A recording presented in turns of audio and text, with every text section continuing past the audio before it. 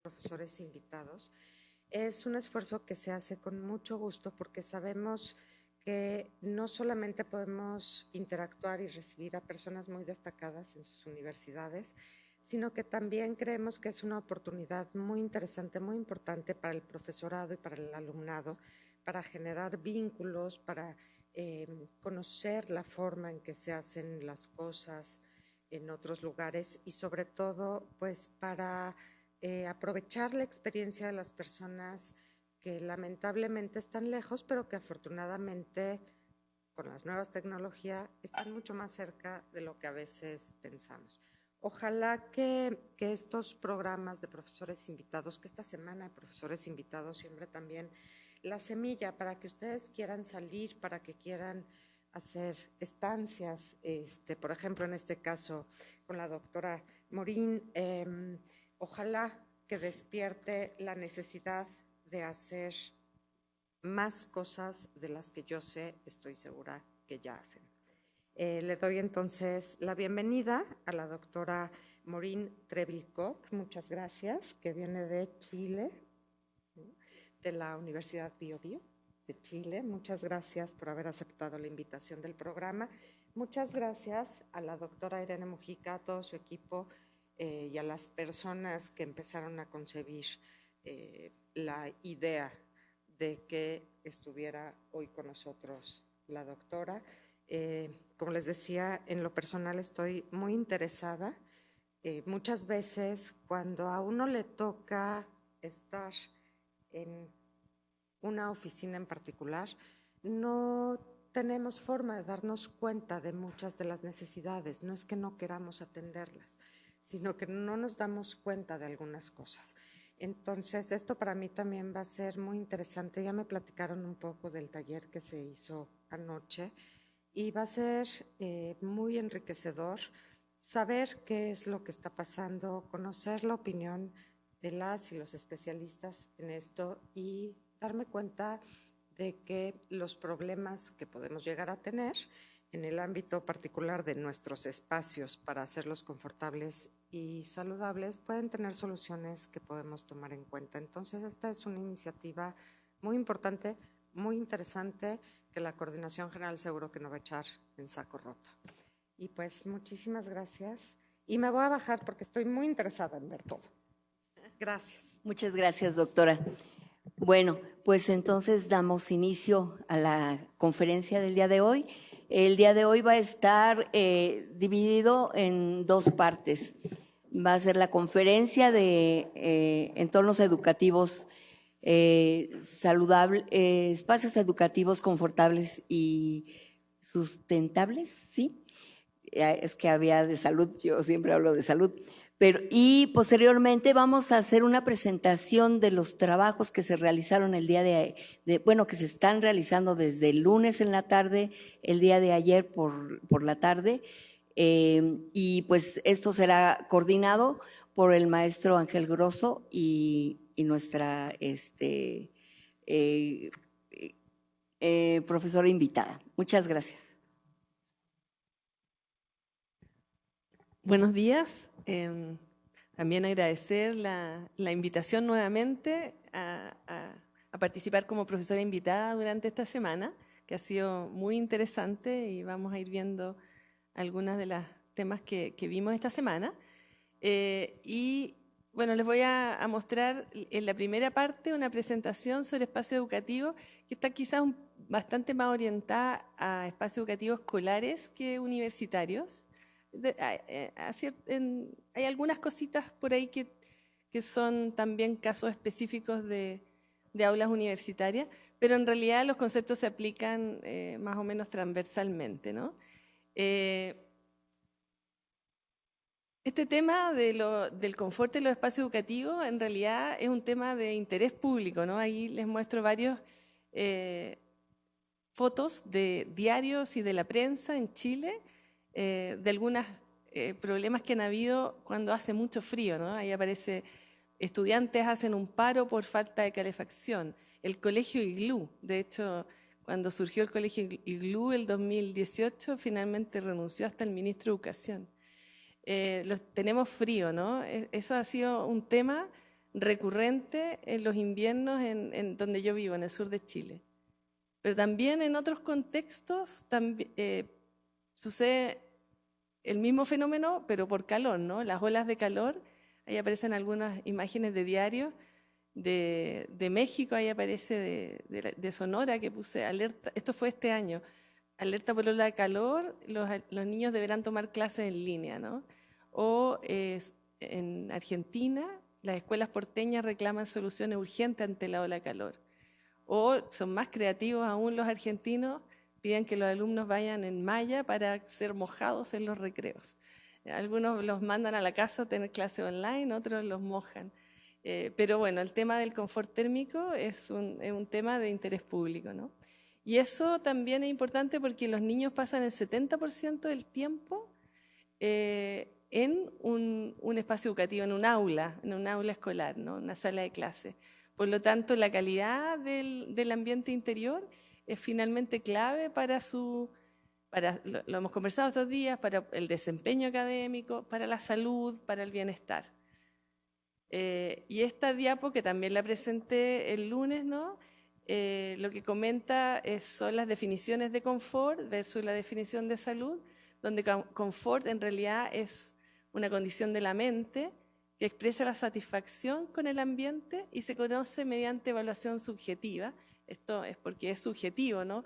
Por lo tanto, normalmente lo conocemos a través de encuestas, por ejemplo, como algo hicimos en el workshop de estos últimos 2 días, y también la salud como un estado de completo bienestar físico, mental y social, y no solo la ausencia de enfermedad, o sea, además un estado de bienestar. Y todo esto en nuestro ámbito tiene que ver con la calidad del ambiente interior, que tiene a su vez 4 dimensiones fundamentales. Esto también ya lo hemos conversado los que participaron del workshop. El área térmica, el confort térmico, el confort visual o lumínico, que tiene que ver con la luz, ¿no? La calidad del aire, que tiene que ver con el sistema respiratorio, y el confort acústico. Entonces, sin repetirme mucho, porque yo sé que algunas de estas cosas ya las vimos durante estos 2 días, así que creo que voy a repetirme muy poquito, les quería mostrar una investigación que hicimos hace unos años atrás con un grupo de colegas de la Universidad del Biobío acerca de confort térmico en aulas escolares en varias ciudades de Chile, y justamente pusimos sensores de medición parecidos a los que usamos estos últimos días, que medían temperatura, humedad, etcétera, y una encuesta adaptada como a niños entre 9 y 11 años, con colores, con una cierta terminología apropiada para ellos, y abajo aparecen los establecimientos educacionales, 12, que la aplicamos en Santiago, que Santiago es un contexto muy interesante por varias razones. Una es el clima, porque tiene un clima continental, con inviernos cortos pero fríos y veranos calurosos. Entonces ahí aparece a la izquierda mediciones en 4 y 4 colegios, y ahí marqué los 20 grados como para que tenga una idea de que prácticamente nunca llega ni siquiera a los 20 grados la temperatura en estas aulas en invierno. Son 12 aulas. Y luego a la derecha, a fines de la primavera, ya cuando llega el verano, en diciembre, si ven los 25 grados, que podría ser como un umbral máximo, de hecho, también considerando el metabolismo de los niños, varias veces supera los 20 grados, incluso llega a 31 grados en algunos casos, ¿no? Entonces, es un tema. En estos colegios, además, hicimos unas correlaciones con el nivel socioeconómico de los niños, con la vulnerabilidad, y mira, lo pudimos publicar bastante bien porque se dio que los niños más vulnerables se adaptan a temperaturas más bajas que los niños menos vulnerables, ¿no? Porque provienen también de hogares muy vulnerables y son más resilientes. Bueno, esa es una hipótesis, pero lo demás sí lo comprobamos. Estrategias para el confort térmico, para el clima de la Ciudad de México, que es un clima templado, pero en realidad es un clima bastante benigno, porque los climas templados tienen una diversidad bastante grande. Protección solar, o sea, evitar las ganancias solares y el sobrecalentamiento, estudiando muy bien las orientaciones, ¿no es cierto? Y la ventilación natural, porque que el aire se mueva, la velocidad de aire, es un factor también de confort, ¿no? Y además permite la ventilación natural llevarse el calor que se genera en espacios interiores. El confort lumínico, veíamos estas fotos también el lunes. ¿Cuál es el problema, no es cierto? Cuando ingresa el sol directo sobre los escritorios, sobre los planos de trabajo, se genera deslumbramiento y eso es un factor de disconfort, ¿no? Pero por otro lado, lo que tenemos para evitar el deslumbramiento en las mañanas, por ejemplo, son a veces cortinas que oscurecen toda la sala y finalmente tenemos que prender la luz artificial, que no es la idea, ¿no? Consumir energía, siendo que tenemos iluminación. Entonces, nuestra estrategia de iluminación es bastante pobre y hay literatura que nos da ciertas pistas de cómo podemos mejorar aquello, ¿no? Por un lado, la misma protección solar que conversábamos recién, que es un buen factor para evitar el sobrecalentamiento, también evita el deslumbramiento, ¿no? Pero también opciones de poder mejorar la penetración lumínica, o sea, que la luz avance hasta los sectores más profundos, ¿no? Ahí aparece un ejemplo de una repisa de luz, que justamente es una estrategia, que después les voy a mostrar otra foto, permite aquello, proteger el borde de la ventana y reflejar hacia el cielo y hacer que la luz se distribuya de manera más homogénea por el espacio. Pero también el confort visual tiene que ver con las vistas al exterior, que lo vamos a ver más adelante también. Y bueno, sí, siempre está la iluminación artificial que cumple, por supuesto, las luminarias cumplen un rol importante allí. Entonces, por ejemplo, aquí hay un ejemplo un poquito más detallado de cómo esas repisas de luz, más elementos de protección solar, orientadas, hay que pensar bien en las orientaciones en este caso, eso sí, pueden ayudar a distribuir de manera más homogénea la luz natural en los espacios educativos. Acá hay otro ejemplo, una repisa de luz, en este caso interior, esto es en mi ciudad, y protecciones solares verticales perforadas en la foto de la derecha.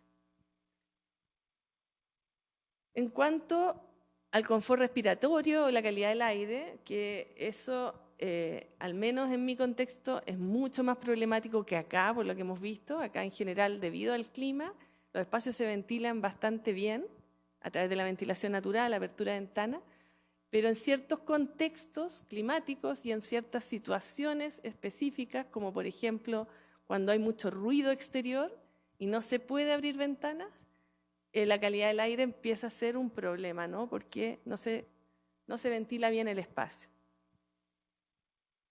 Aquí dos gráficos del contexto donde yo vengo, ¿no? de Chile. A la izquierda se muestran mediciones de dióxido de carbono que se generan al interior de la sala, donde vemos en rojo y naranjo cuando los valores están muy altos. Y como ven, es un problema en Chile. Esto es Santiago y Puerto Montt, en la capital y en el sur.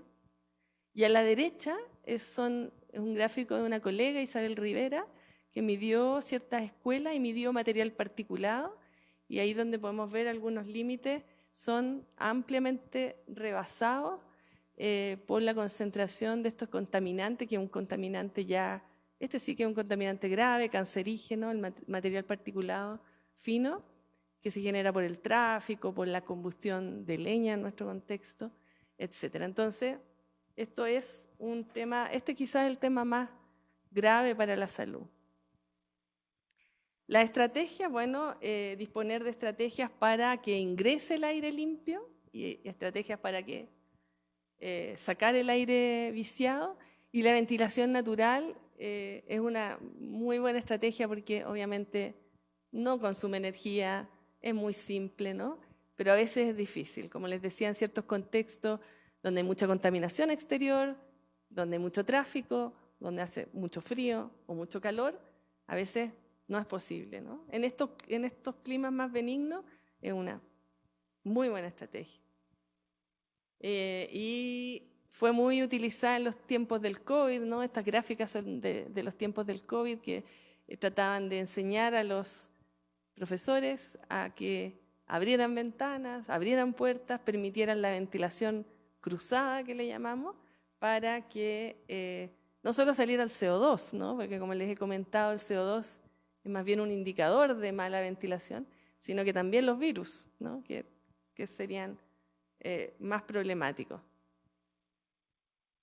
Y dentro de las estrategias de ventilación, comentábamos la estrategia más simple, la más limitada, eso sí, es cuando tenemos solamente aperturas en una sola fachada, que teniendo aperturas abajo y arriba podemos generar un movimiento convectivo y poder mejorar la ventilación, o ya una mejor estrategia cuando podemos abrir ventanas o aperturas en dos fachadas y aprovechar el viento, como la fuerza del viento, para generar la ventilación cruzada y poder eliminar todos los contaminantes exteriores a través de este tipo de estrategia.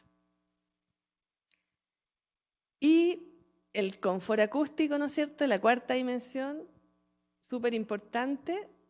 Aquí hay problemas de ruido exterior, ¿no es cierto? No queremos que el ruido exterior ingrese a la sala, el ruido del tráfico principalmente, pero a veces también tenemos problemas con los ruidos interiores, los que se pueden generar dentro del aula, los distintos grupos que pudiesen estar trabajando ahí. Entonces la estrategia, bueno, orientar las aulas hacia zonas más tranquilas cuando se puede, ¿no es cierto?, cuando estamos en etapas de diseño, aislar la envolvente, de protegerla del ruido exterior a través de principalmente masa, a veces hacer áreas de protección de los ruidos exteriores, áreas de mitigación, ¿no es cierto?, usar vegetación o ciertas barreras de ruido, y luego, en cuanto al espacio interior, utilizar materiales y superficies que amortigüen el ruido, principalmente en los muros, en los techos, en los pisos, como aparece en esta imagen de acá, ¿no es cierto?, la posibilidad de incorporar, o como esta misma aula, ¿no?, que tiene ahí atrás muros de madera con texturas que permiten absorber las ondas sonoras y que no generen tanta reverberación, que es el problema que se genera para la escucha. Y hablábamos también el lunes que esto genera no solo problemas de atención, que cuesta, a veces, esto yo creo que es el problema más transversal en el mundo, en las aulas escolares, el problema acústico. Porque, por ejemplo, si hay niños que tienen problemas de audición, a lo mejor no detectados, y se sientan muy atrás, a veces no se dan cuenta que no están entendiendo bien, que su desempeño no es el esperado, porque también hay un problema de acondicionamiento acústico de las aulas. Y hay otras dimensiones que también influyen sobre el confort, pero también más bien con la salud. Esto de lo que saben ustedes mucho más que yo, ¿no es cierto?, el mobiliario ergonómico, ¿no?, para poder no solamente estar cómodo, sino también evitar problemas a la salud a largo plazo por tener un mobiliario que no se ajusta al tamaño de los niños, ¿no? Las vistas al exterior, no es lo mismo mirar, ¿no es cierto?, un muro que mirar un paisaje que te permite en algún minuto cambiar, relajarte, ¿no es cierto?, distraerte. Es bueno distraerse, ya no cambiamos el paradigma que la mejor educación está cuando los niños están todo el tiempo concentrados, sino que también divagar un poco no es malo, porque también los permite aprender mejor. Y a la derecha una imagen de escuelas y el concepto de la biofilia, ¿no?, el amor por la naturaleza, que también es un factor de bienestar psicológico y está relacionado con la vegetación, pero también con la madera, por ejemplo, como un material natural. Eso también lo habíamos comentado un poco brevemente el lunes. Ahora les voy a mostrar en las siguientes diapositivas un proyecto que participamos un equipo bien grande que yo creo que engloba muchas de las cosas que hemos conversado desde el lunes hasta hoy. Se llama Future Edu Space, el espacio educativo del futuro, y en realidad es un proyecto de transferencia e innovación que postulamos con la Universidad del Biobío al gobierno regional de la región del Biobío, y es un fondo que se llama Fondo de Innovación para la Competitividad Regional. O sea, este fondo en realidad está orientado a hacer de la región una región más competitiva. o sea, de atraer al sector productivo. Y el sector productivo que nosotros quisimos atraer son las empresas madereras, pero las pequeñas y medianas empresas, las pymes madereras de la zona, como oferta, por decirlo de una manera, y como demanda el sistema educativo escolar de la región, que era un tema que nosotros con mi colega que ya lo lideró, Beatriz Piderit, veníamos trabajando hace tiempo y nos parecía que era una oportunidad. Entonces el proyecto se llama Generación de Capacidades Tecnológicas para la Construcción de Espacios Educativos Escolares Vanguardistas y Sustentables desde la región del Biobío. Y es bien amplio, tenía muchas dimensiones. Yo aquí solo voy a mostrar más bien la dimensión del diseño, pero el objetivo era desarrollar capacidades tecnológicas en las empresas madereras, en los arquitectos, en los diseñadores industriales, en las ingenierías, que permitan construir espacios de aprendizaje creativos, confortables, sustentables, para propiciar la innovación pedagógica, que eso es algo que les voy a hablar bastante ahora, en la región, ¿ya? Como les decía, el equipo que partimos, éramos 10, súper interdisciplinario, hablamos un poquito por ahí de la interdisciplina, lo dirigió mi colega Beatriz Piderit, arquitecta, y yo fui la segunda a bordo, pero luego varios colegas de la universidad, un ingeniero mecánico, un ingeniero especialista en la industria de la madera, una diseñadora industrial, una psicóloga, una arquitecta que fue la que lideró el proyecto de diseño, una educadora, una antropóloga que trabajó en los talleres participativos y un arquitecto del Ministerio de Educación que también nos participó, una participación muy importante. Pero este grupo que partimos, que éramos 10, se unieron muchos más, probablemente se duplicó. En el proyecto mismo se incorporaron especialistas en BIM, en realidad virtual, en más arquitectos, en simulación térmica, lumínica, más diseñadores industriales para el mobiliario, etcétera, etcétera. ¿De dónde partió esto? De la evolución del espacio educativo escolar, ¿no es cierto? Ahí aparece un aula del siglo XIX, ahí están los niños, el profesor, la pizarra, los niños sentados en sus pupitres. Un aula del siglo XX, los niños sentados en sus pupitres, ordenados en filitas, ¿no es cierto? Y en filas para un lado, filas para el otro, mirando al profesor. Y adivinen qué. El aula del siglo XXI, siguen los niños sentados en los mismos pupitres, mirando al profesor, ordenados en las mismas filas, y el aula en realidad no ha cambiado. Y todo lo que sabemos de los modelos educativos es que nos hablan de los modelos educativos, ¿no es cierto?, basados en los estudiantes, por competencias, no sé, y van cambiando, pero mucho más activos, mucho más participativos, pero el aula escolar, en realidad, poco lo que permite aquello, ¿no? Aquí aparece una diapo que nos muestra que la educación del siglo XX está centrada en el profesor, con un aprendizaje más pasivo, el modelo más instruccional, ¿no es cierto? Aprender más bien memorizando, así aprendí yo por lo menos cuando estaba en la escuela. Pero el siglo XX nos dice que es otra cosa, ¿no? Cambiaron las modalidades de aprendizaje, la UNESCO también lo dice. Hay educación centrada en el estudiante, un aprendizaje más activo, ya no tan pasivo, comunidades de aprendizaje, proyectos basados en experimentación, etcétera, etcétera, que nos habla de que tiene que cambiar el espacio educativo escolar, bueno, y también universitario, ¿no? Y al menos el estándar en Chile de 1,1 metros cuadrados por alumno, en realidad, que partamos por eso, porque en la verdad que si eso no cambia, es muy poco lo que se puede hacer, prácticamente no permite mucho más que lo que hoy sucede, ¿no? Si uno tiene esa densidad de ocupación, en realidad lo único que puede hacer dentro del aula es ordenar los pupitres de la manera que están ordenados ahí, y básicamente de esa manera solo puedes tener una clase del siglo XIX y XX, ¿no? Instruccional. Ya cuando, estos son simulaciones que hizo el arquitecto Esteban Montenegro, ya si subiéramos un poquito el estándar a 2 metros cuadrados por estudiante, ya empieza a haber posibilidades mucho más diversas de cómo organizar el mobiliario y cómo trabajar en las aulas con los niños, ¿no?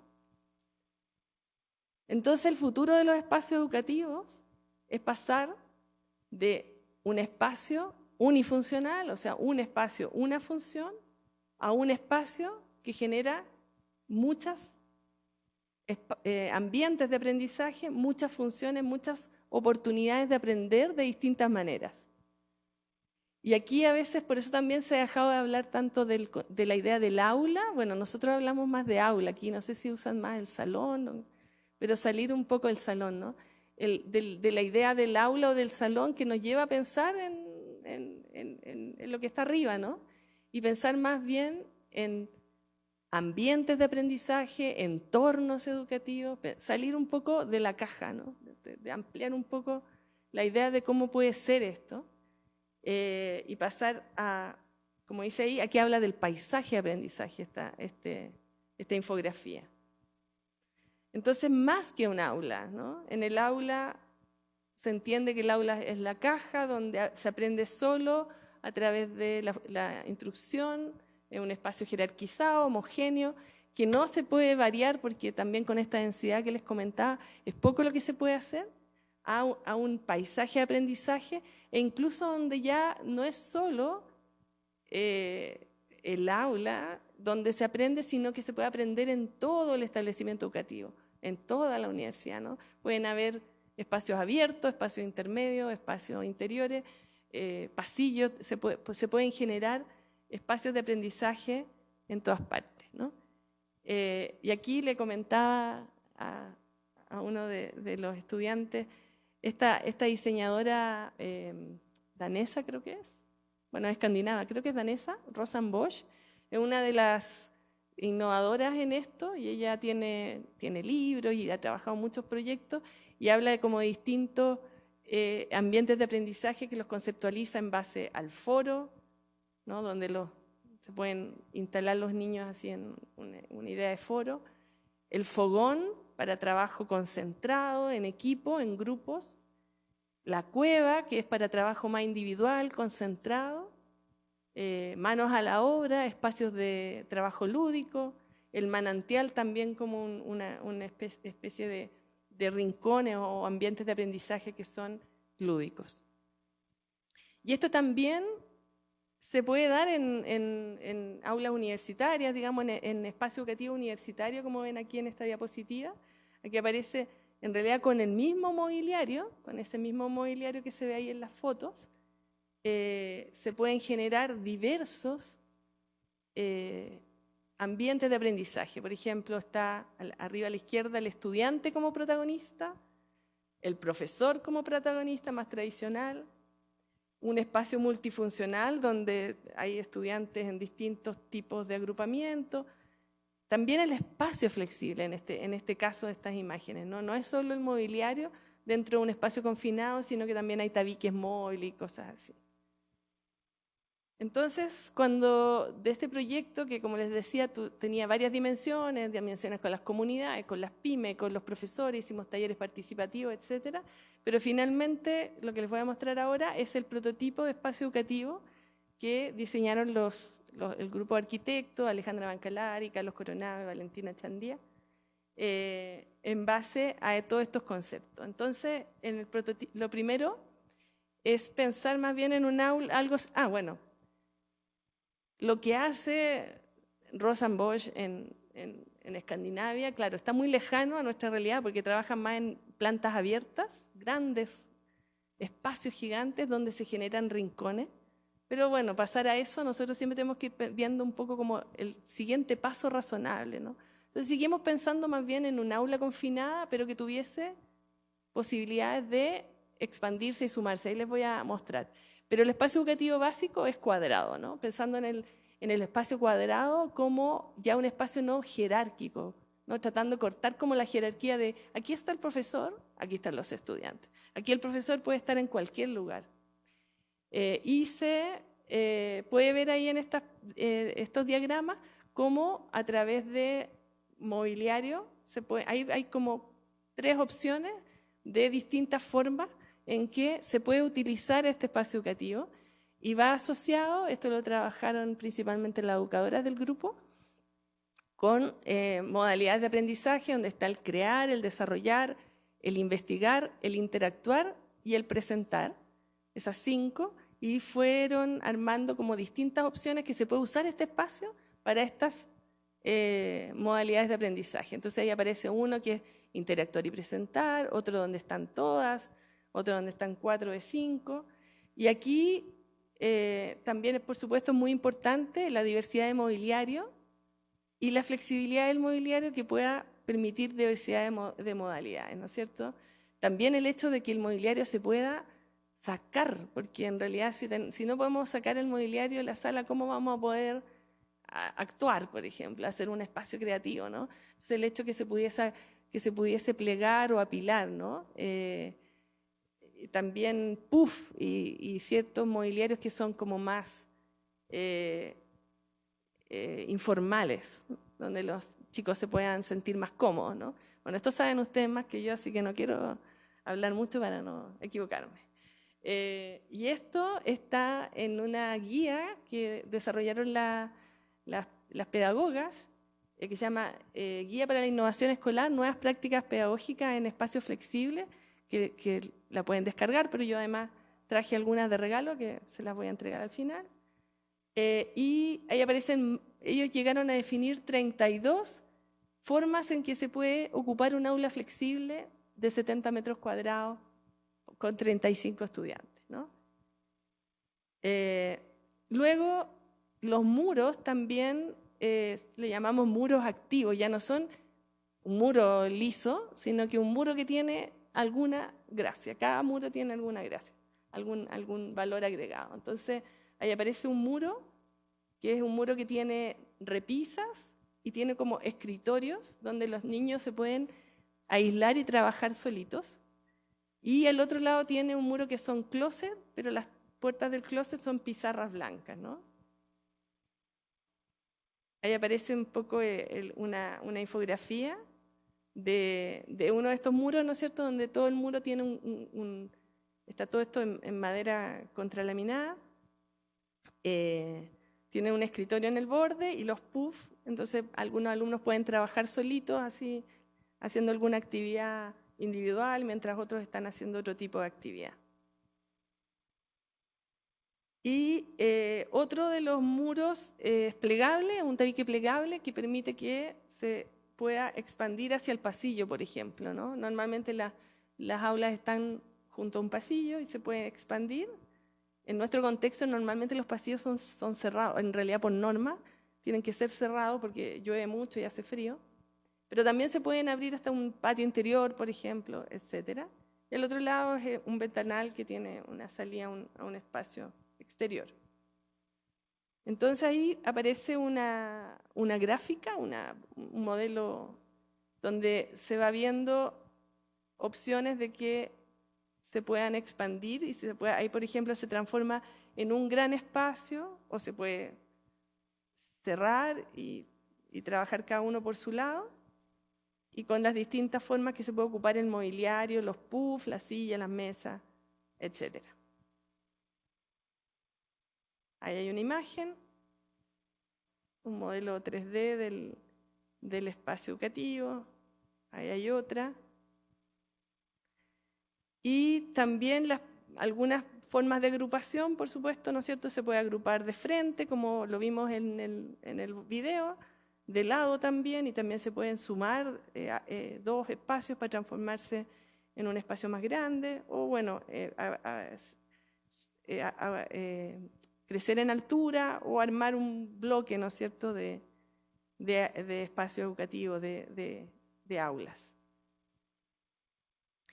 Y la materialidad, bueno, tal como partimos de allá, partimos de la idea de trabajar con las pymes madereras, tuvimos varias reuniones con ellos, pero también queríamos innovar, ahí había una duda si trabajar con sistemas tradicionales, digamos, de tabique de madera o trabajar con muros contralaminados. La verdad que se podría haber hecho con tabiquería, pero decidimos hacerlo con CLT porque ya hay empresas que están haciendo CLT en Chile, entonces trabajamos un poco con ellas, con las dimensiones que ellos están fabricando, y se dimensionó la estructura en base a lo que ellos están fabricando.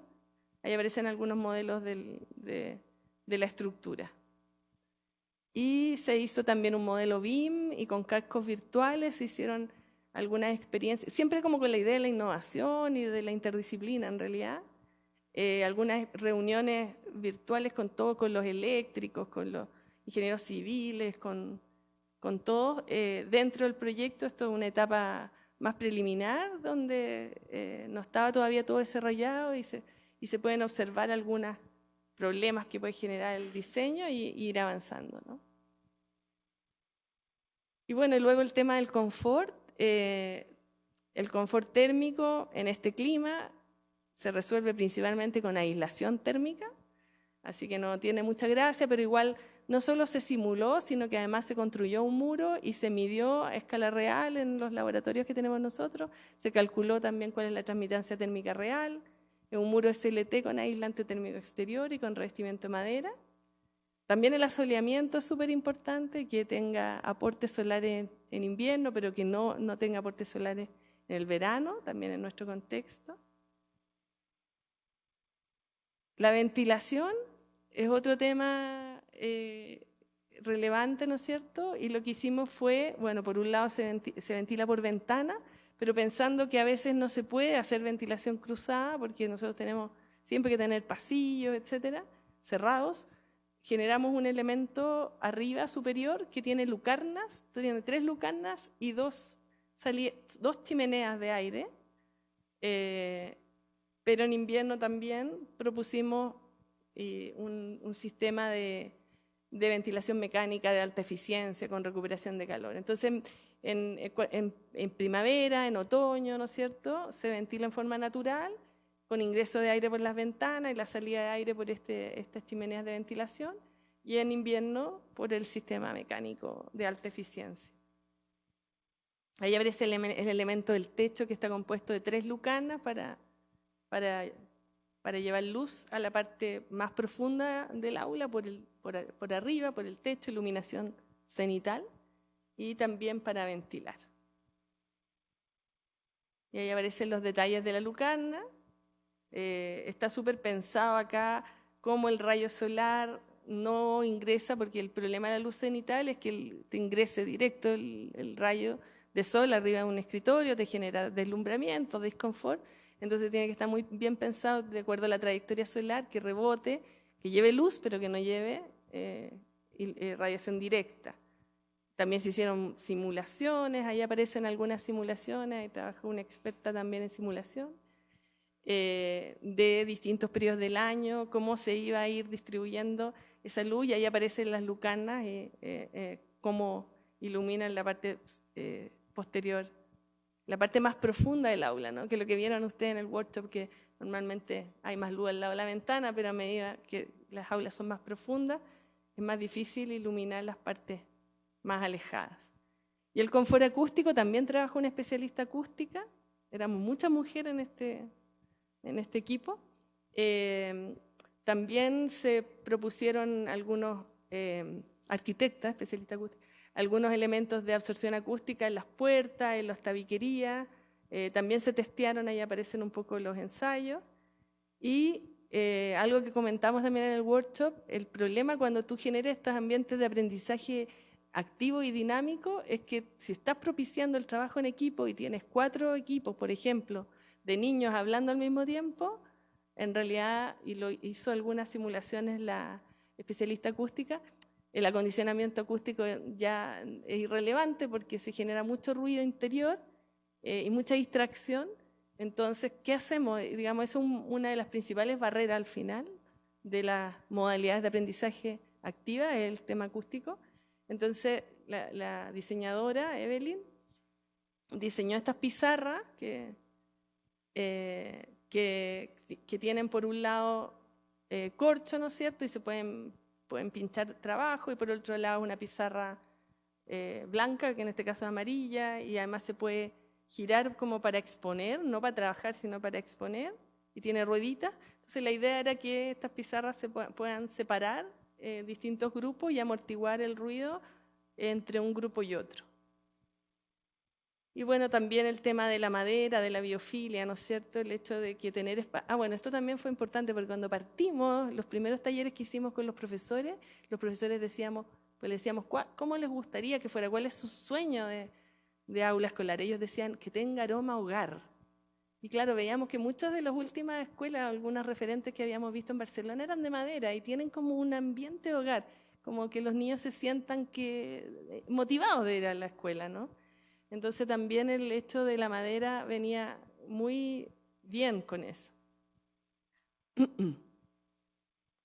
Bueno, y lamentable, teníamos presupuesto, porque en realidad el fondo que tomamos del gobierno regional era bien importante, era mucho dinero, pero lo postulamos el 2018-19, lo empezamos a ejecutar en marzo de 2020, plena pandemia. Lo ejecutamos principalmente en pandemia y cuando se diseñó completo, todo tenía permiso municipal, pero lo licitamos 2 veces y la verdad que el presupuesto que teníamos no alcanzó porque con la pandemia el costo de la construcción en Chile se elevó como un 30%. Entonces, el presupuesto que teníamos 2019 en realidad no era el apropiado para el 2022 cuando licitamos. Así que lamentablemente, porque estaba todo listo para haberse construido como un espacio demostrativo, qué sé yo, pero finalmente no lo pudimos construir, así que queda así esta guía, que también les traje alguna impresa, pero la pueden descargar de la página futureeduspace.biobio.cl por si quieren tener más información de este proyecto. Y ahí viene, ya con eso terminamos la primera parte de la presentación y ahora me gustaría invitar a la maestra Karina Flores a que presentemos la segunda parte.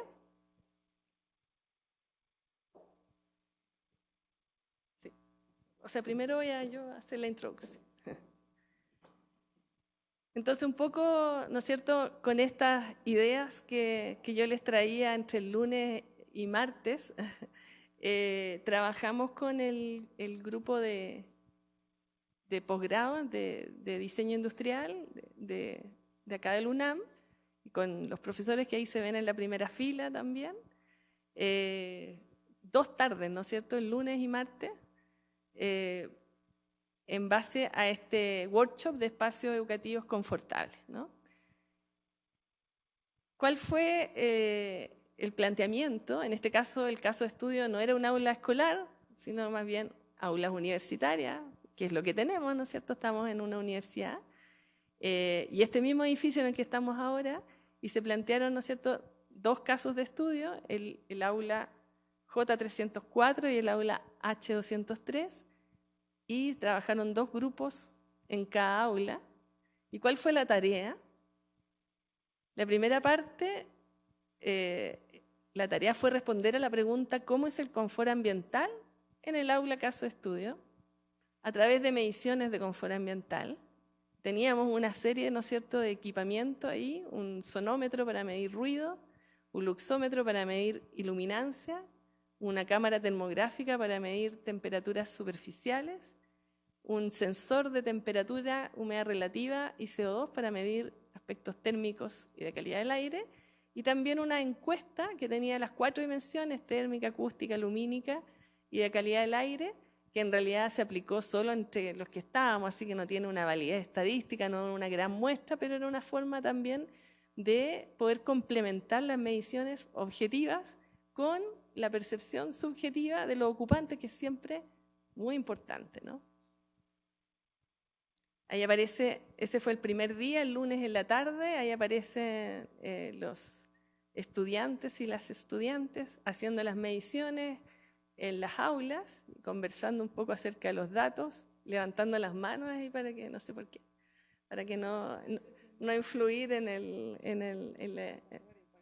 para influir. Ahí aplicando las encuestas, ¿no es cierto?, entre los mismos grupos, a partir del cuestionario que les entregamos. Y la segunda parte,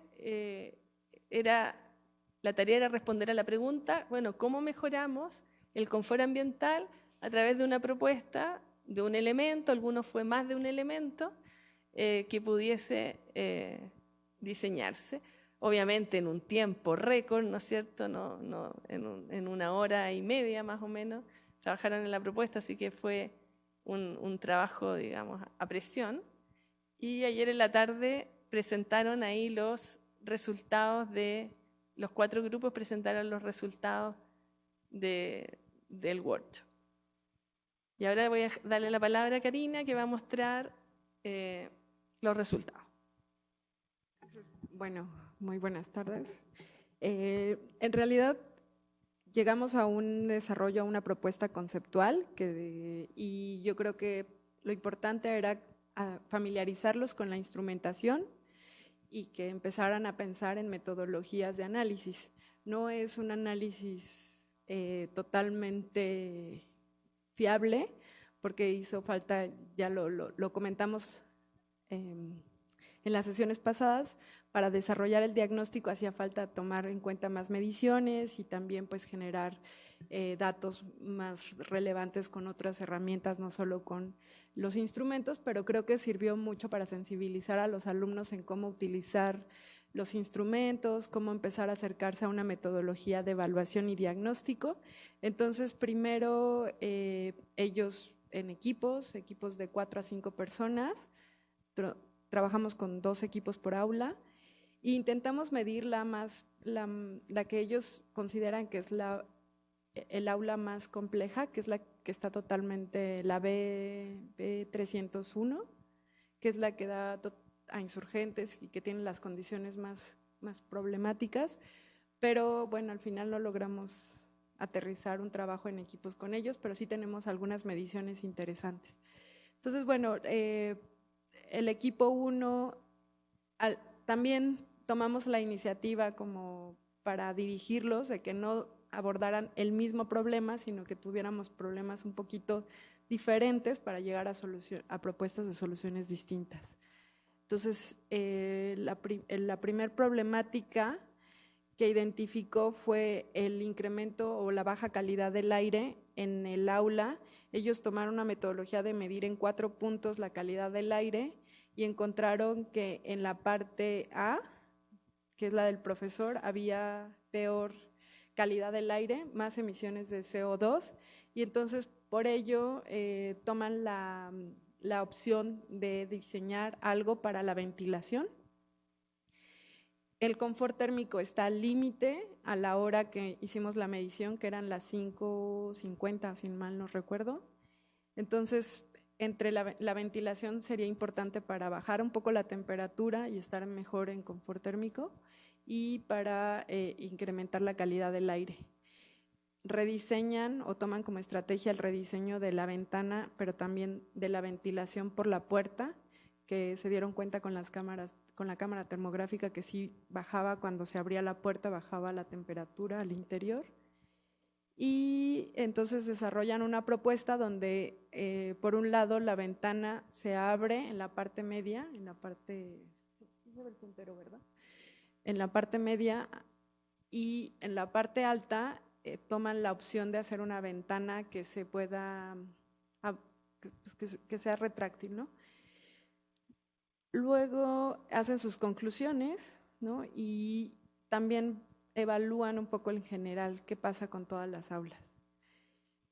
El equipo 2 toma la opción más bien de trabajar con el sonido. Hay 2 tipos de ruido, el que viene del exterior y el que se produce cuando ellos empiezan a interactuar.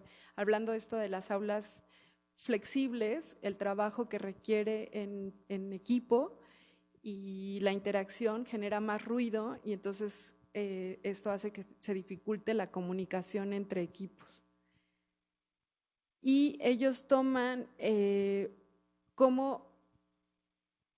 ellos hacen una propuesta para solucionar el ruido exterior, ¿no? Entonces, y un poco también la radiación solar directo sobre la ventana, haciendo dos propuestas. Una es la de hacer los parasoles o los louvers, que se apoyarían en lo que ya tiene como cartel ahorita las aulas, y la otra es la incorporación de vegetación. Entonces, es una propuesta conceptual que ellos mismos dicen, bueno, habría que hacer análisis para realmente definir qué aulas requerirían louvers y qué aulas requerirían una incorporación de vegetación para bajar el ruido exterior al interior, ¿no? Entonces, estas son unas imágenes como conceptuales de lo que ellos proponen. Y o sea, ahí están las mediciones. En lo que logramos medir están…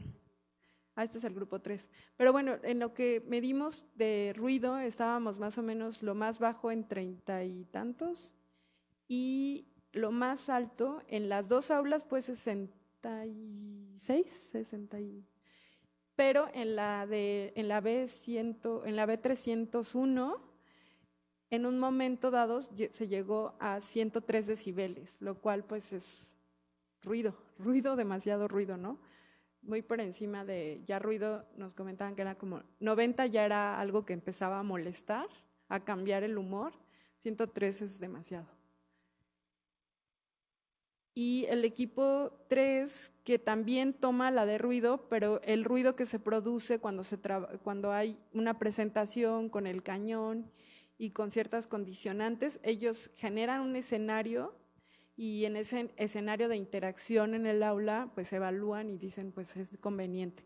Entonces, encuentran que hay ciertas zonas que además el sonido de la otra aula se penetra al aula que van a analizar, como el sonido exterior del pasillo. Y por eso hacen este diagrama en donde dicen, ok, en estas dos zonas hay que empezar a tomar acción con sobre todo paneles, que ahorita vamos a ver, pero en estas zonas del aula serían las zonas donde ellos recomiendan poner un aislante directo al muro, que son este tipo de material en el que hay distintas configuraciones y con eso absorber el ruido que se produce al interior cuando se trabaja en equipo. Y por último, este es el equipo 4, que también, bueno, dice que nos da como sus referencias y nos habla de una baja calidad lumínica y sobre todo la luz de reflejo en la pizarra. Y identifican otro problema, que al bajarse la cortina, entonces ya no se tiene acceso al pizarrón y si se quieren hacer anotaciones sobre lo que se está presentando, se pierde pues esta posibilidad de interactuar con la presentación. Por lo cual ellos proponen, también hacen una reflexión sobre la ventilación.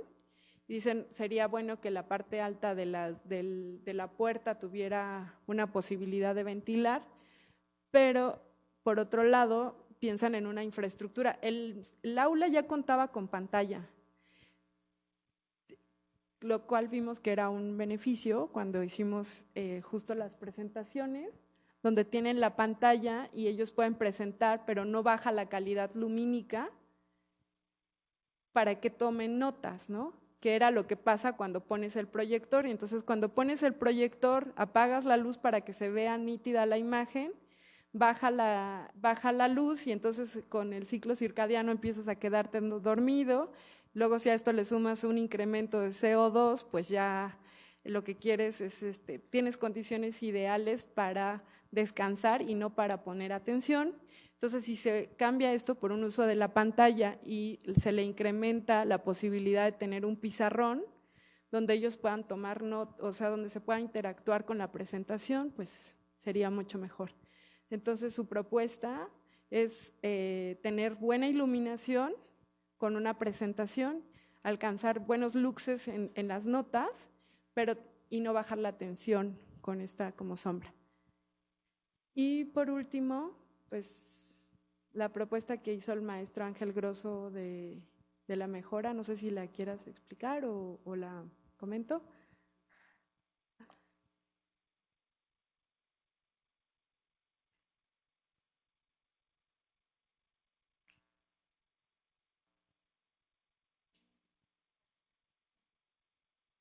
¿Perdón?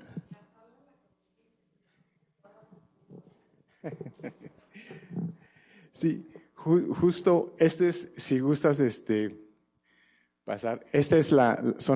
Ya vimos algunas imágenes. Esta es nada más, doctora. Sí, son 4 imágenes muy rápidas, las de antes.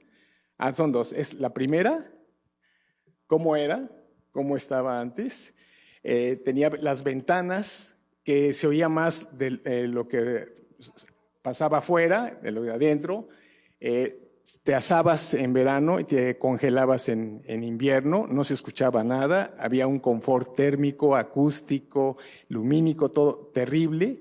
Y además, como dijo en ese momento el doctor Juan Pedro Blaquet, no es un lugar digno, eran como unas aulas, esos pizarrones jamás se usaban, ¿no?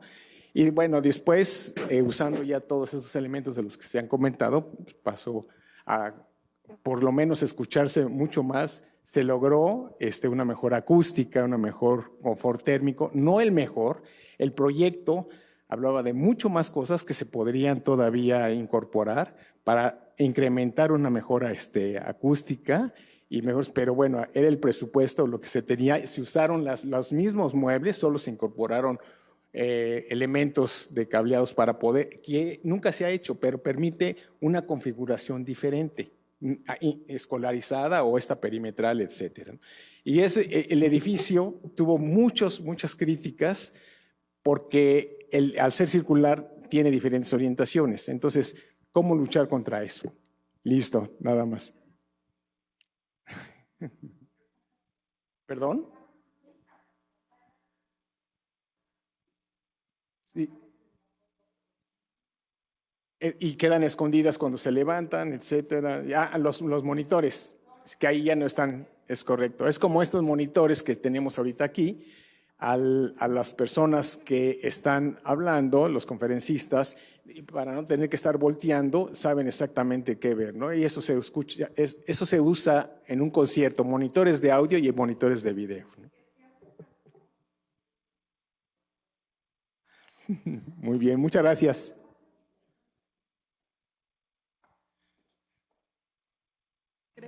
Creo que es todo. Creo que con eso terminamos este gran trabajo en grupo que hicieron ustedes posible. Muchas gracias por haber compartido con nosotras estos días. No sé si quieras agregar algo. No, también muy interesante para mí personalmente haber participado en este workshop, orientado a este workshop, pero las felicitaciones son para ustedes quienes trabajaron en ello.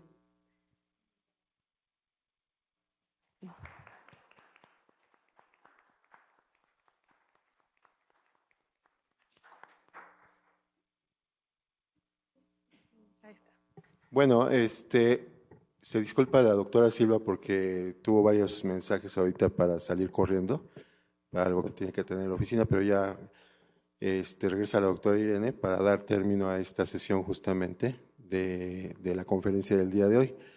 Esperamos a que llegue la doctora Irene a la mesa. Si me permiten, a mí me gustaría hacer un experimento, así muy rápido. Por ejemplo, ¿ustedes supieron en qué lugar quedó México en los Paralímpicos con medallas? ¿Sí me escucharon? No. ¿Verdad que no me escucharon?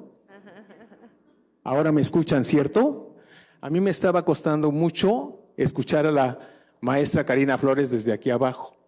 Entonces, esto demuestra que hay un mal diseño acústico en esta sala y han escogido un mal equipo de sonido y ya nos acostumbramos. Tip, cuando nosotros tenemos que estar hablando, nos tenemos que escuchar. Yo así me escucho que más o menos me están entendiendo, ¿cierto? Pero tampoco estoy así muy pegado, que es un error de lo que muchos hacen en el micrófono y entonces al menos me escuchan y suena horrible. Entonces, los artistas, entre sus entrenamientos, saben cómo alejarse del micrófono para hablando, o hablando así muy pequeño, pero que ustedes puedan escuchar. Entonces, tip para todos los que hablan en los micrófonos, hay que escucharse y entonces que nos permitan cómo hablar. Lo ideal es en el diseño de una aula, de un salón, y por supuesto, en un auditorio, tener en cuenta todo lo que se necesita para que el sonido, como ya se dijo, no rebote tanto, la reverberación, ¿no? Se habla mucho de la madera, que es un material absorbente. ¿Qué tenemos aquí en los costados? Es un metal, es un laminado plástico, que al revés, eso es lo peor que podemos tener. Lo que medio ayuda son los asientos que absorben un sonido. Cuando el auditorio tiene más público, mejora la acústica, ¿no? Pero entonces esto es un poquito nada más para hablar, cuando tengamos problemas en este de diseño de lugares donde tenemos que estar expuestos a todos estos confort térmico, lumínico, calidad del aire, acústico, etcétera, puede hacer totalmente diferente el éxito de una plática, de un curso, de una clase, y no estarse durmiendo. Ya, si no me extiendo, pero esto es simplemente para demostrar un poco de lo que estamos hablando, ¿no? Gracias. No, excelente información. Yo creo que abona a toda esta semana que hemos tenido respecto a estos ambientes. Y también, abonando un poquito a mi experiencia, sí es muy importante conocer cuáles son los límites del ruido. 90 decibeles es muy alto. La norma dicta que hasta 85 decibeles expuestos 8 horas nos da un límite de no generar un daño a la salud, a problemas auditivos. Pero si tenemos picos de 90, sí es un poco importante poder identificarlos y controlarlos. Y pues no sé si haya alguna pregunta respecto a los resultados, a la plática que tuvimos en un inicio. Comentario ahí, por favor. No sé. Sí, Manuel. Bueno, ¿ya se escuchó más o menos? Sí, ya. Bueno, sí, buenos días antes que nada. Digo, me llamó mucho la atención, yo creo que la propuesta de los espacios educativos en Chile, que era precisamente un nuevo concepto bueno, no sé si llamarlo un nuevo concepto, sino una nueva organización también espacial, que tiene que ver mucho con la forma de enseñanza a los estudiantes. Mi pregunta sería, ¿de qué manera podrían, por ejemplo, a lo mejor aulas que no están tan bien delimitadas, que no tienen estos tipos de confort, tanto térmicos, acústicos y lumínicos, que fueran avanzando de poco a poco, cómo podrían ustedes implementar en otras escuelas o comunidades todos estos tipos de estrategias para que puedan seguir avanzando en una mejor calidad en la enseñanza y sobre todo a nivel espacial y ambiental? Sí, a ver, con respecto a cómo propiciar modalidades de aprendizaje activas, hay algunos casos en Chile que lo han hecho. Y principalmente se da porque son aulas más grandes en realidad. Al final la densidad de ocupación, como les decía, igual es clave. Si tú ya tienes un espacio más amplio y puedes como generar distintos como ambientes de aprendizaje, ya es un avance sin tener que hacer un diseño tan sofisticado. Entonces, eso hay algunos casos, muy poquitos. Una alumna mía de doctorado, Constanza Pinza, ella levantó hizo unos estudios en algunas de esas y las comparó con aulas tradicionales, y finalmente lo que tienen, aparte de ser más amplia, es mobiliario que permite esa flexibilidad, ¿no? Tanto algunos mobiliarios móviles, diversidad de mobiliarios que permiten generar distintos ambientes de aprendizaje dentro. Un poco como el preescolar, ¿eh? Sí, la verdad que el preescolar en eso, me estoy alejando del micrófono, me acordé. El preescolar en eso lo ha hecho siempre. Lo que pasa es que cuando pasan a la primaria, ¿no es cierto?, a la secundaria, ya los empiezan a estructurar a los niños y cambian el diseño del espacio educativo y todo. Eso con respecto a la modalidad de aprendizaje flexible, o sea, un paso más o menos razonable, no estamos hablando de una revolución, sino un paso razonable. Y con respecto al mejoramiento del ambiente interior, bueno, ahí hay un tremendo desafío porque hay, como yo siempre digo, hay varios Chiles, o sea, hay casos buenísimos de públicos nuevos que son de más alto estándar. Después tienes un gran grupo que tiene problemas, como los que yo mostré ahí, que tiene problemas que hay que mejorar, y después hay otro grupo que realmente está pésimo, o sea, con un estado de un problema incluso sanitario.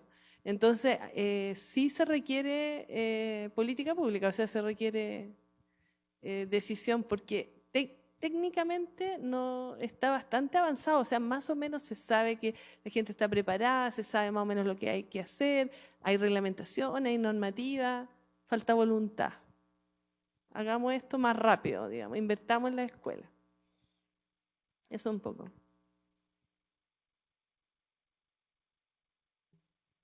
Bueno, ¿alguna otra pregunta o comentario?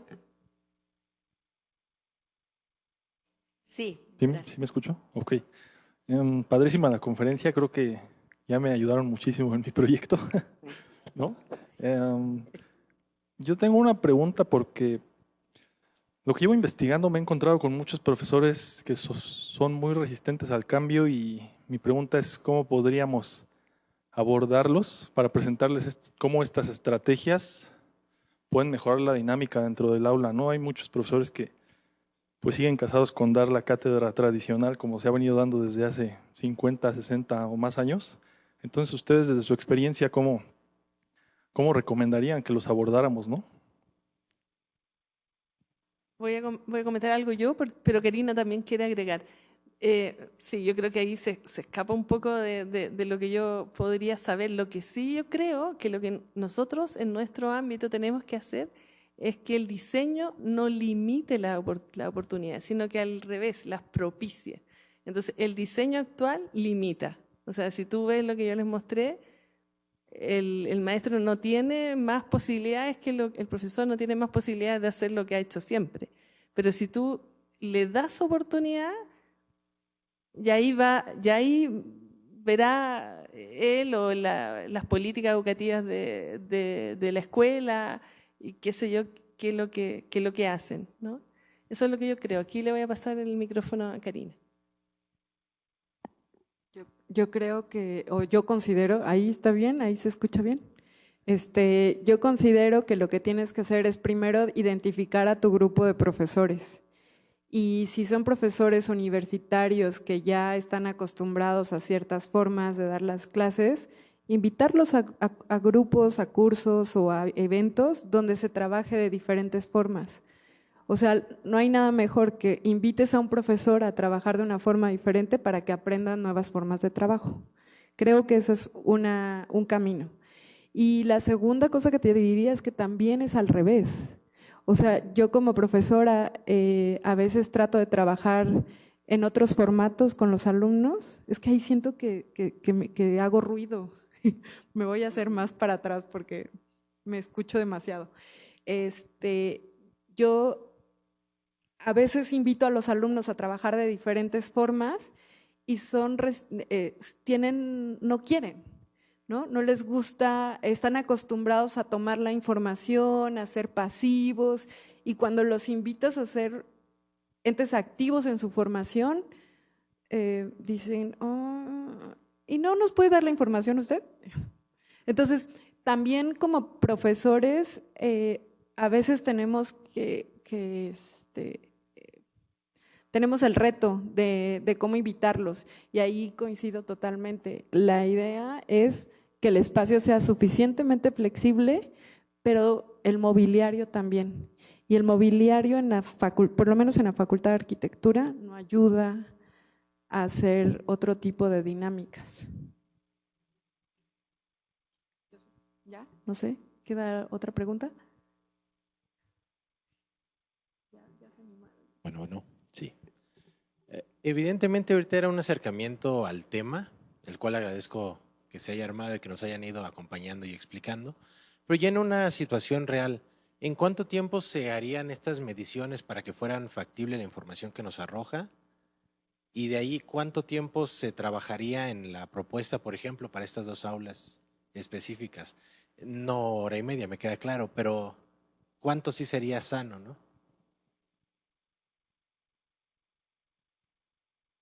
Bueno, lo típico sería hacer una medición continua de una semana, por ejemplo. ¿Ya? En mi contexto, que además tenemos estaciones, nosotros tratamos de hacer una semana en distintas estaciones, porque si hacemos una en invierno es totalmente distinto que una en verano, por ejemplo. Entonces, ahí hacemos normalmente una en invierno, una en verano y una en estación intermedia. Pero si el clima no tiene tanta diversidad durante el año, una semana podría ser como algo representativo. Entonces, por ejemplo, el sensor que yo les traje, el blanco, que medía temperatura, humedad y CO2, tiene un data logger, que significa que estaba también almacenando los datos. Cada uno lo programa, ¿no es cierto? Dice que lo almacene cada 10 minutos, 5 minutos, entonces ya puedes registrar la semana completa, por ejemplo. Eso como para tener ya un diagnóstico un poco más claro, más completo, y no ese momento, sino tú los puedes dejar, estos sensores ahí, y están midiendo. Y luego, bueno, no, la propuesta de diseño ya ahí, lo que sea, ¿no? Depende de la complejidad, depende claro, del nivel de detalle, si está tomando varias dimensiones o solo una, y ahí ya. Presupuesto, sí, ahí ya. Puedo hablar de las mediciones por ahora. Muchas gracias. ¿Qué tan rápido piensas? Claro. Y no procrastinas. Claro. Gracias. Okay. Se va como en orden así. Por la fila. Hola, bueno, también otra vez agradecer de toda esta experiencia que pudimos armar entre todos, con su conocimiento, por compartirlo y demás. Mi pregunta iba un poco hacia si has replicado, has hecho ejercicios. Me queda muy claro que, bueno, estos ejercicios y lo que nos convoca aquí es en el ámbito educativo, pero por ejemplo en vivienda, si han hecho justamente este tipo de ejercicios en ese campo, porque bueno, creo que esto se puede trasladar maravillosamente hacia a ese rubro que también muchas veces dejamos olvidado, ¿no?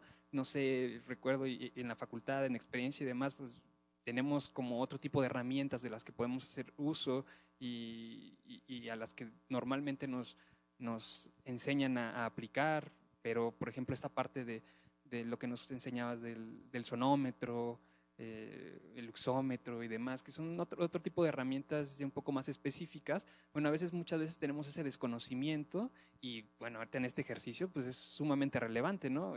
Por ejemplo, con lo del ruido que me queda muy marcado, pues qué fácil es llegar a los 80 decibeles que ya están como en el límite y realmente no te das cuenta, estás y sobre todo en ciudad, ¿no?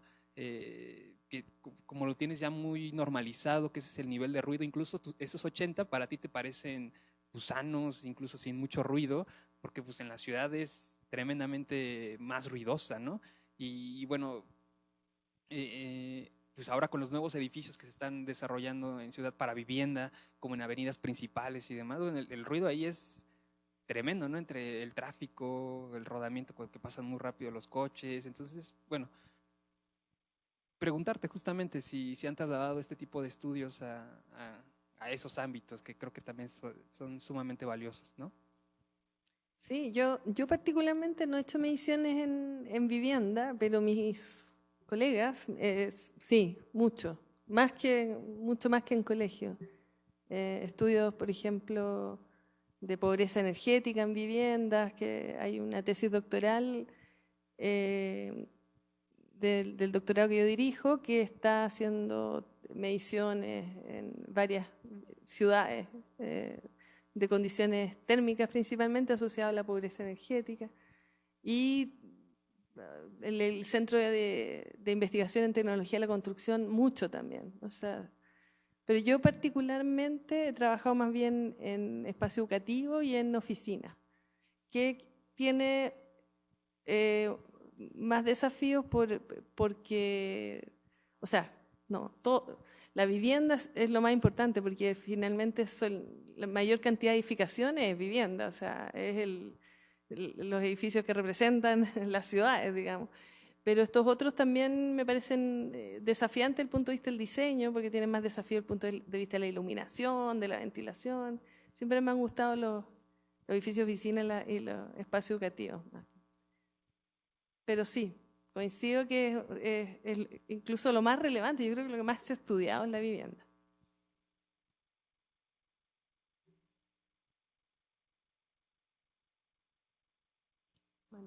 ¿Alguien más? Anímense.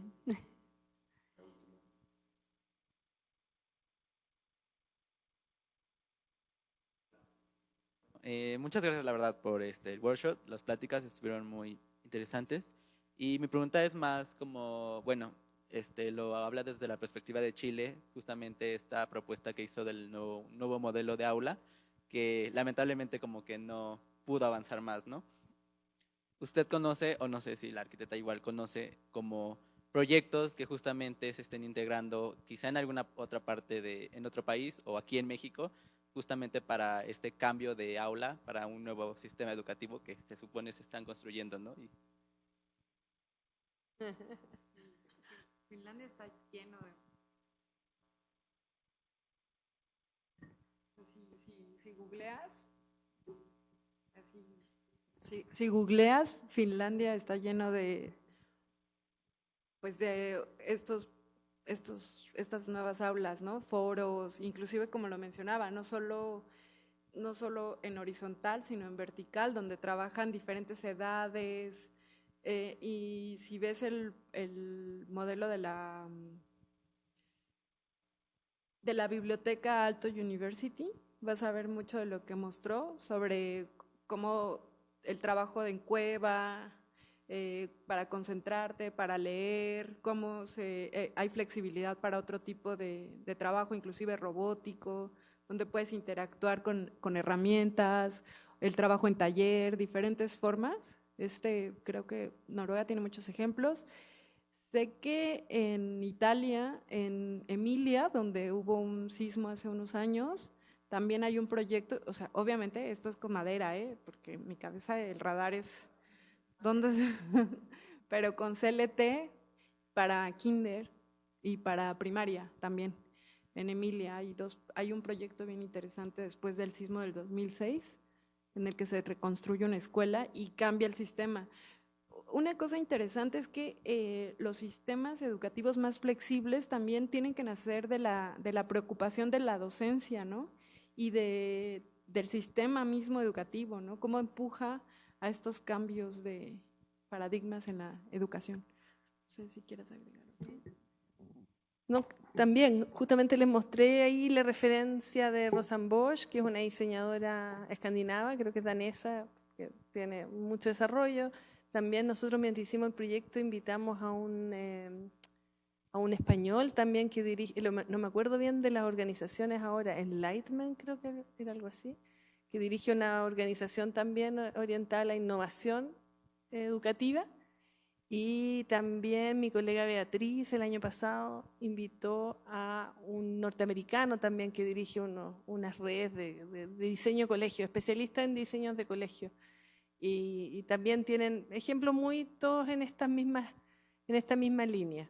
Lo que pasa es que a veces uno cuando ve estos ejemplos de países desarrollados también como que lo ve tan lejano, ¿no es cierto? Ve como una distancia, entonces nada más hay que bajarlo como a qué se puede hacer, ¿no? En nuestros contextos, como insisto, como bastan algunos pasos que a lo mejor no son tan complejos, como la densidad del aula, como a lo mejor cierto tipo de mobiliario, ¿no? Lo vuelvo a repetir, pero ustedes que son de esa área, el hecho que uno pueda sacar el mobiliario y despejar el aula, porque me imagino cuando hablabas de los talleres de arquitectura, cuando los vimos ayer, el mobiliario es interesante, pero está lleno de muebles, o sea, ¿qué más vas a poder hacer, no? No hay dónde ponerlo, y pesado, entonces, ¿cómo vas a poder despejar el espacio? No se puede. Entonces, algunas cosas, a lo mejor unas pequeñas estrategias bien pensadas, con un objetivo más o menos claro, podría ser el camino. Como las pelotas de tenis en las sillas que mostramos ayer. Esas que... Bueno, yo les puedo platicar, perdón, yo les puedo comentar que en el CD existe una propuesta del aula del futuro. Están trabajando en un proyecto con el ICAT también y pues están invitados a las 4 de la tarde a pasar ahí a esta aula prototipo que nos invitaron a hacer un recorrido para allá, para que vean más o menos si se complemente este ejercicio educativo que tenemos, pues para ver qué es lo que tenemos aquí mismo en la universidad como propuestas. No sé si tengan alguna otra pregunta,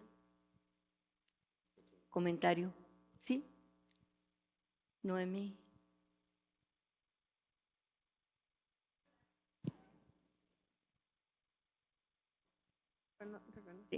Hola, hola.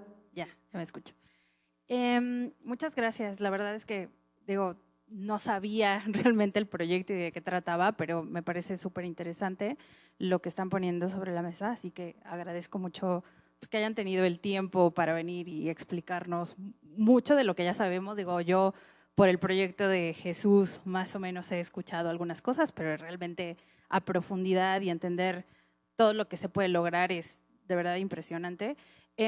Yo entendiendo un poco pues, la dificultad que nos ha tomado, digo, entendiendo que llevamos con el mismo modelo más de 50 años y que un gran monstruo, por no encontrar una mejor palabra como la UNAM, para poder lograr adaptar algunas de las, incluso un aula, ¿no? Lo que implica para poder adaptarlo a nuevas posibilidades de mobiliario, etcétera. Estoy pensando si existe alguna propuesta de trabajo o de colaboración en espacios escolares rurales, con la intención de entender que, bueno, pues sí, digo, sé que hay ciertos temas de acceso, pero entendiendo que a lo mejor son espacios que no requerirían tanta inversión y en donde probablemente pues muchos del mobiliario que se tiene pues tampoco es adecuado ni siquiera para las estructuras típicas, ¿no?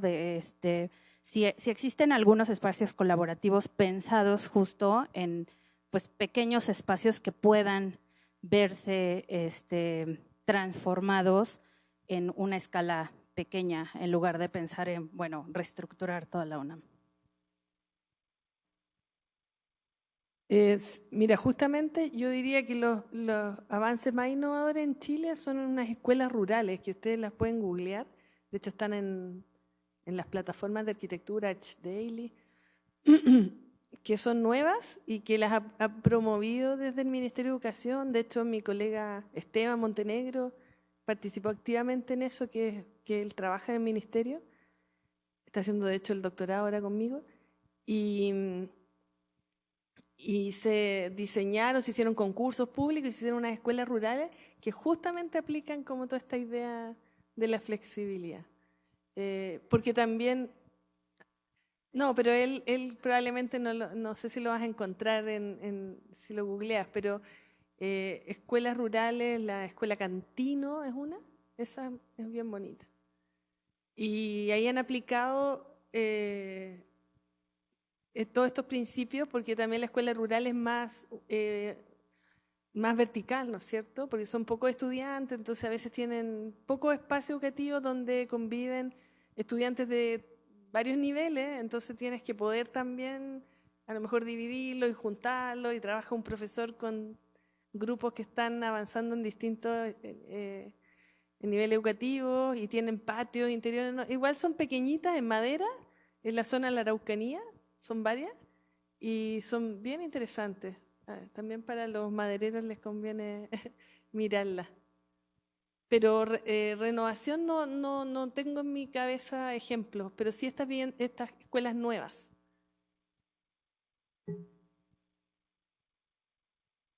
Muchas gracias. Bueno, pues en esta ocasión damos terminado por el día de hoy esos trabajos. Esperemos que nos puedan acompañar a las 4 en el CIDI, en el aula del futuro. Y agradecer a nuestras ponentes, agradecerles a las personas que participaron en los talleres y pues yo creo que esto ha sido un lapso muy productivo. Creo que se da pie a que se puedan generar nuevas líneas de investigación, nuevos trabajos, ya sea aquí o en la parte rural.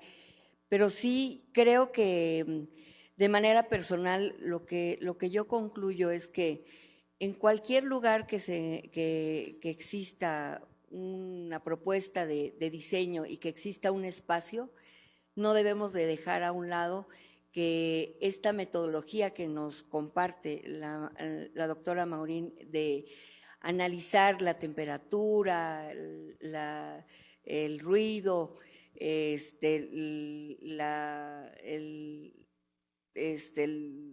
la iluminación, son puntos muy, muy importantes para partir y poder generar un buen diseño de cualquier espacio que nosotros estemos intentando ya sea implementar o mejorar o corregir en algunos casos. Y creo que de parte de la coordinación sí tendríamos el compromiso de que ustedes conocieran cómo se pueden, qué metodologías hay de manera oficial para el abordaje de cómo se debe de medir la iluminación en un espacio, cómo se debe de medir el ruido en un espacio, cómo se debe medir la temperatura, de menos alineados a la normatividad que nosotros tenemos, al menos en espacios laborales, pero que se puede ampliar a cualquier tipo de espacio. Entonces, ese es un compromiso y yo creo que, bueno, estaré atenta a que se cumpla a todas las generaciones que están ahorita en activo. Gracias. Pues no me queda más que dar por terminado en este día de actividades. Nos vemos en la tarde. Muchas gracias.